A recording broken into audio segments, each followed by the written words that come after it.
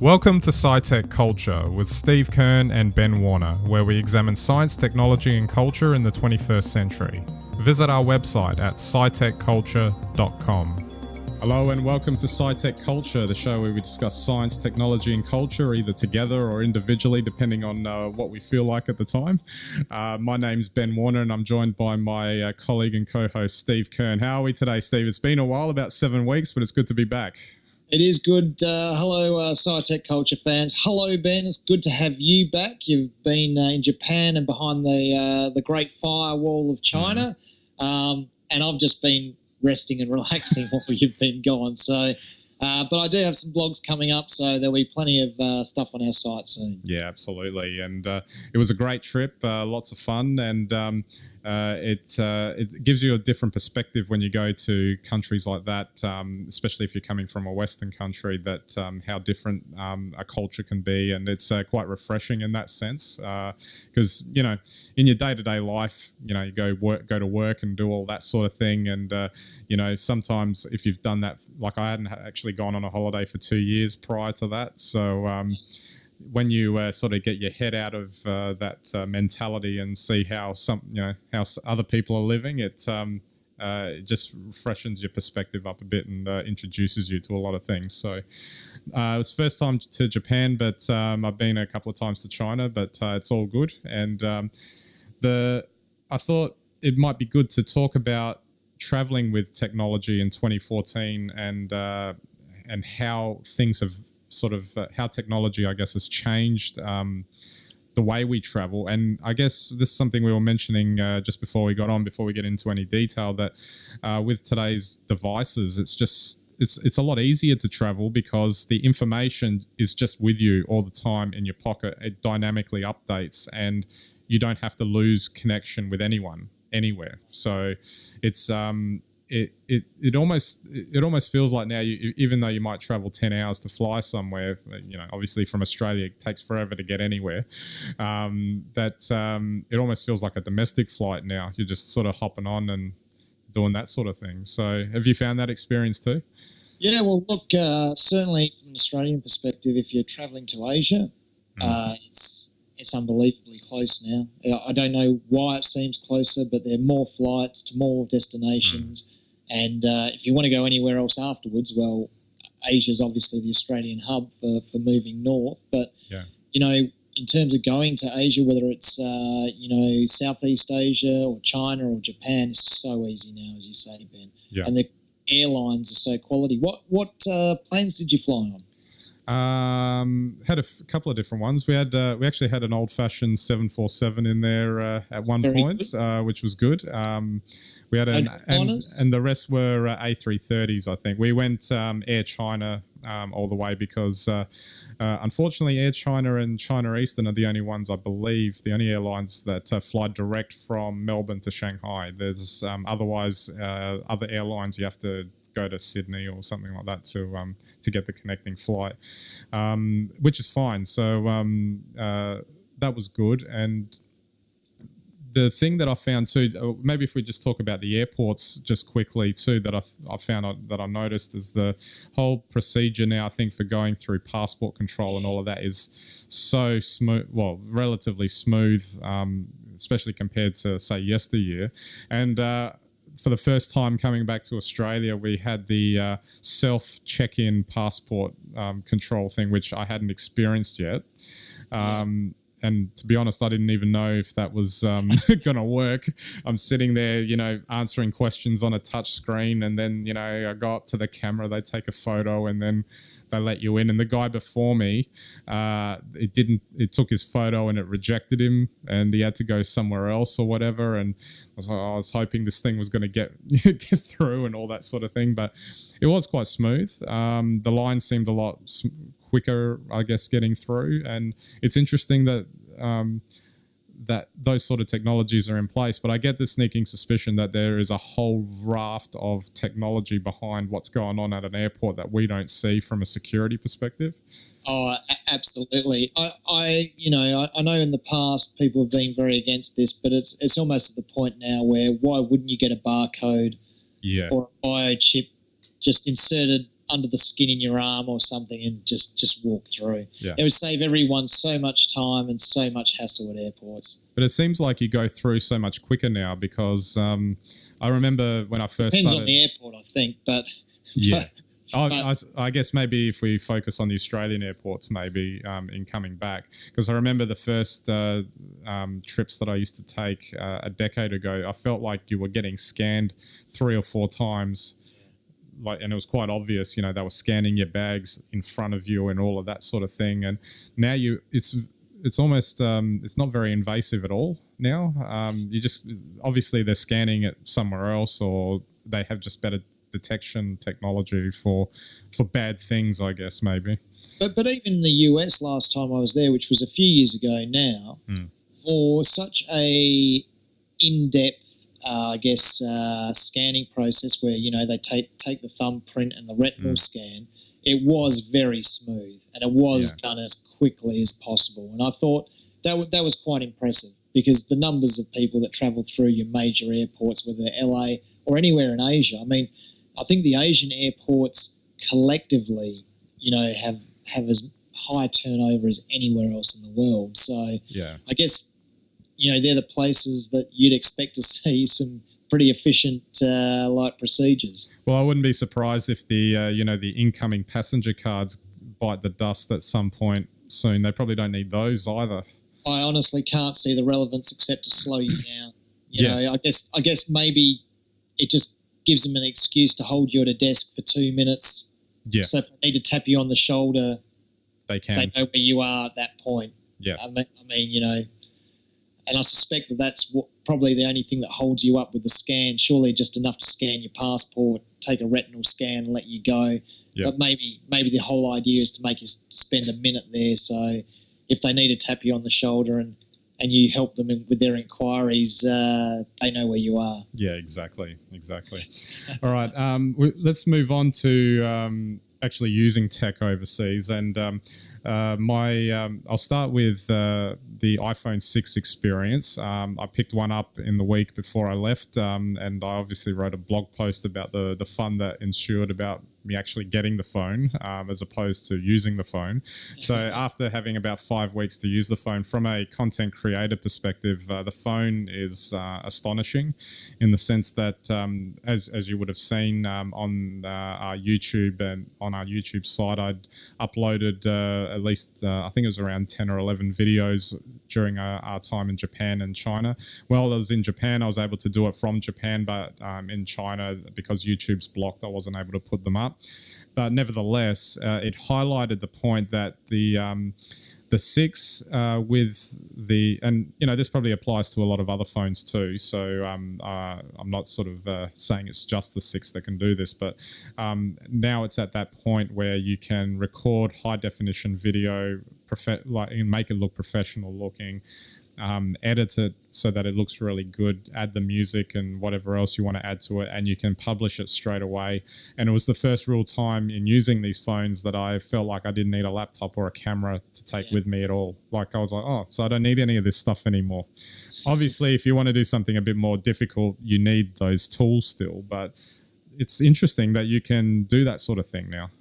Yeah. Look, firstly, I'm not easily impressed, but when you're impressed, Ben, I take notice, and certainly what I've seen you do with that phone has impressed me. So that's pretty impressive all round. But well, it was like before we got on, and I mentioned that there's one.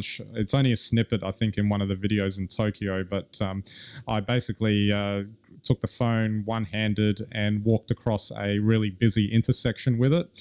And just to take a shot of all of it, and then when I watched the video back, it looked like Steadicam footage. So that's something obviously the previous phones weren't able to do, and that's just a hardware and software upgrade that has come now with the 6. So maybe like I was saying before, maybe we can start making these films, and we need no equipment. We just show up with a phone and a couple of people and actors and that, and we can probably get it done.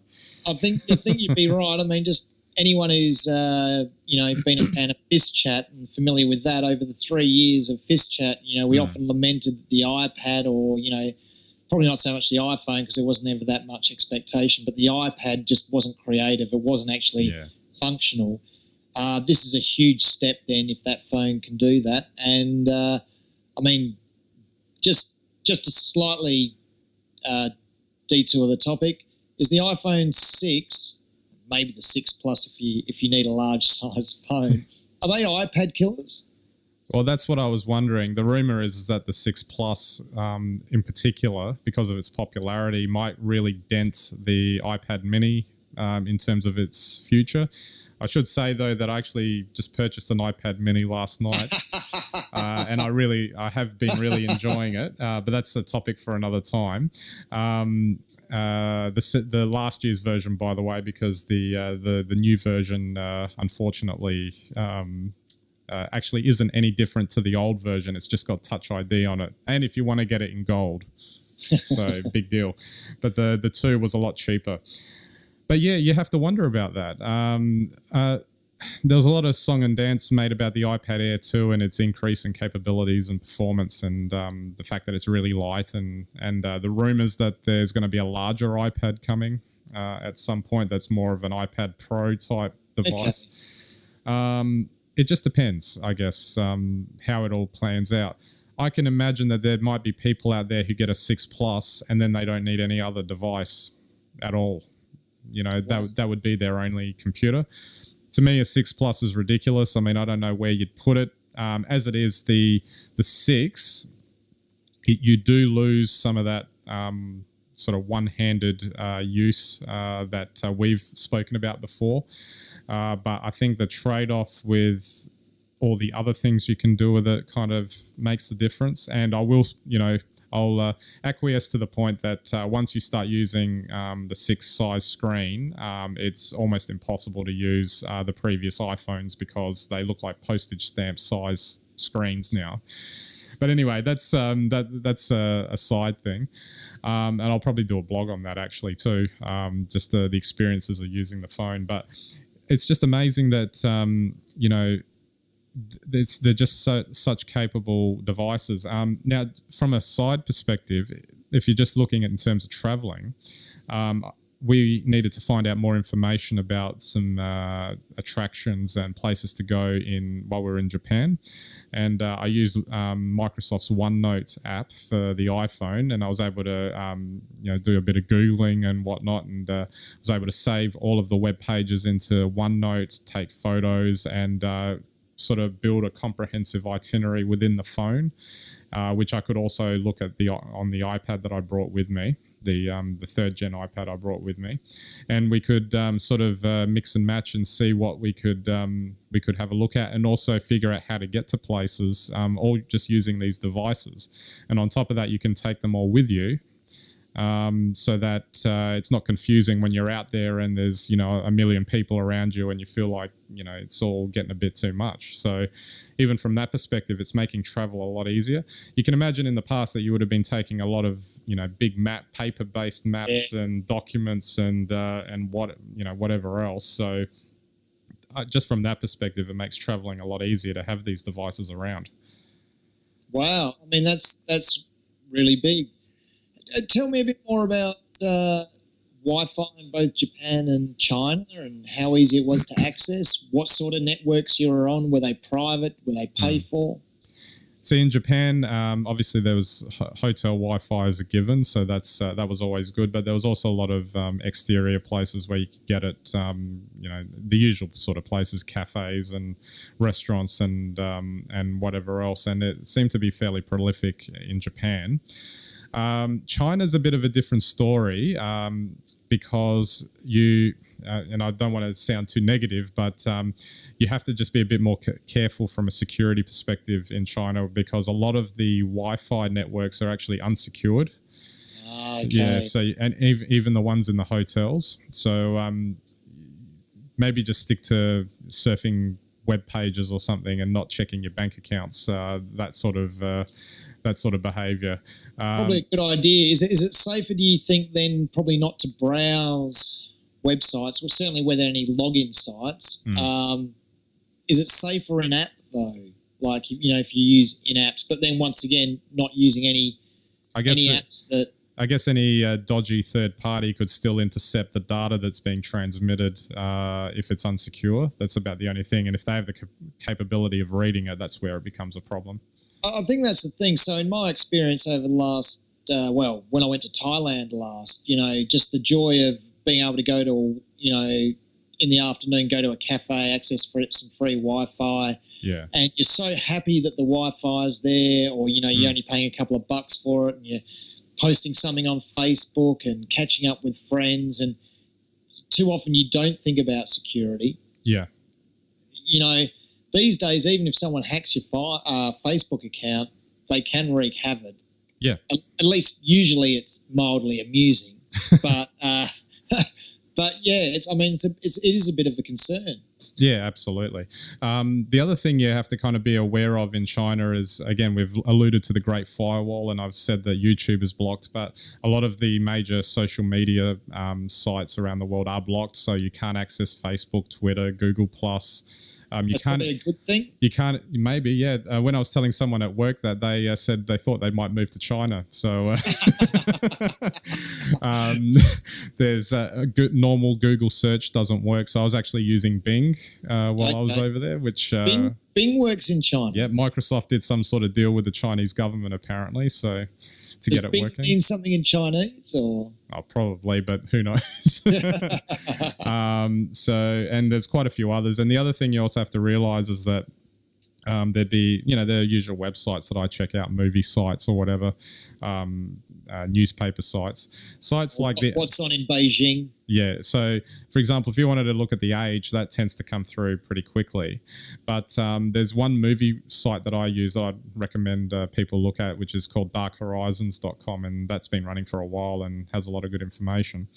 But what would happen in China is that you would type in darkhorizons.com, and then what would happen is you'd see the progress bar go 50%, and then it would just stop and it wouldn't do anything. It looked like it was still loading, and it would sit there for about 30 to 60 seconds. And then one or two things would happen. It would either say unable to open page, or the website would come up. And that happens quite a lot for a number of websites that you try to access in China, because it's obvious that the Great Firewall is just checking to make sure there isn't anything that they don't like to see in there. So that's something you need to keep aware of, because obviously that site is actually a good example, because when I accessed it in Japan, and obviously when I access it here locally, it just pops up in no time at all because it's just text-based. Yeah. But the fact that each page was taking about a minute to load, that gives you an example of how the Great Firewall works over there. So it's not really a big deal, I guess, but it just means you might need to be aware that and have some patience with it. Okay, and I've got one other question, because I guess this was the way I approached it when I went overseas last. So, I mean, in Australia at least, we're all familiar with the big roaming sting where you take your smartphone and, you roam to have mobile access, and, you come back to a $5,000 bill. But, I mean, with the way we have smartphones now and multiple points of communication, really all you need is a Wi-Fi network, because you can Skype on your phone through a Wi-Fi network. That's right. If you're sure of the security, and likewise, you can just email instead of text. But a lot of texting apps are done over Wi-Fi anyway. So yeah, well that's true too. So is there any need for network coverage, actual mobile network coverage, anymore when you travel, or should you just be hopping from wireless network to wireless network? Well, it depends. If you can go without for a couple of hours while you're in bed, you must be desperate if you can't. But I'm sure there are plenty of people. Oh, I'm sure. But if you only go for Wi-Fi spots, there'll be gaps in the day where you won't have access. The issue with network coverage is that it's too expensive when you buy a prepaid data pack. If they make it more accessible in that way, like for example, I think Telstra is $30 for only 100 megabytes, which doesn't get you really anything. That's insanely expensive.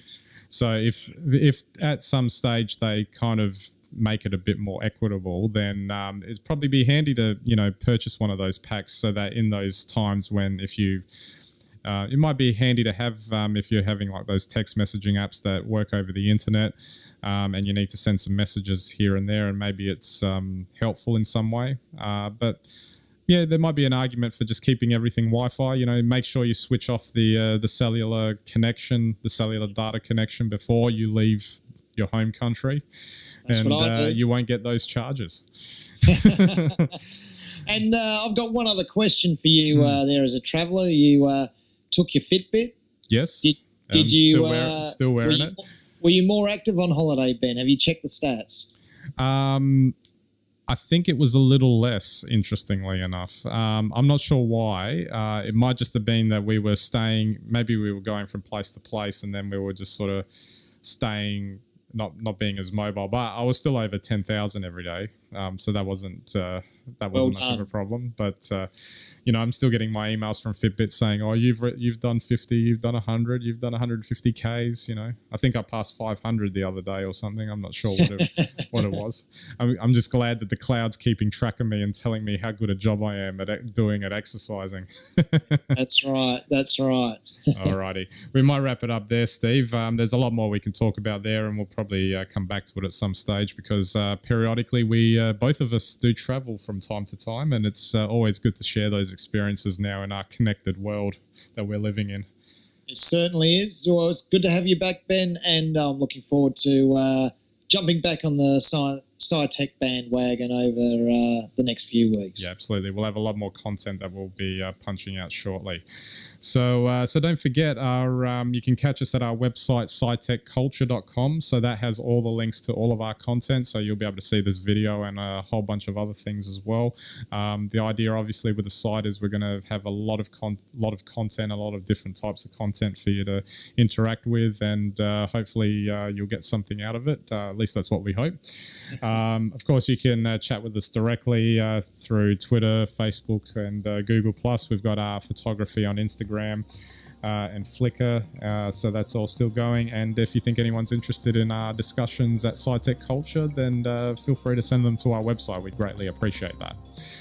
Okay, so that's it for this episode. We'll catch you next time.